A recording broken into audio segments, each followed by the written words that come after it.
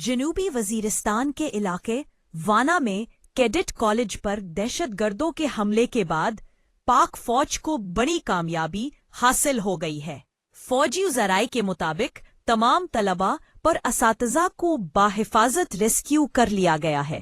حملے کے وقت کالج میں 522 کیڈٹ سمیت تقریباً 650 افراد موجود تھے۔ سیکیورٹی فورسز نے آپریشن کو نہایت احتیاط، حکمت عملی اور صبر و تحمل کے ساتھ جاری رکھا تاکہ کسی بھی جانی نقصان سے بچا جا سکے۔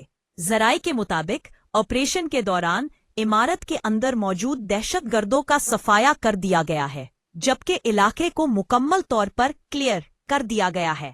بم ڈسپوزل اسکواڈ نے بھی عمارت کا تفصیلی معائنہ مکمل کر لیا ہے۔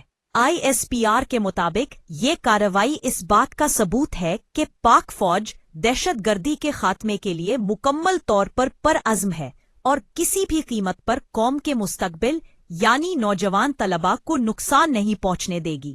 وزیر اعظم، وزیر داخلہ اور دیگر اعلیٰ حکام نے فوج کے بروقت اور کامیاب آپریشن کو سراہتے ہوئے کہا ہے کہ دہشت گردی کے خلاف جنگ فیصلہ کن مرحلے میں داخل ہو چکی ہے۔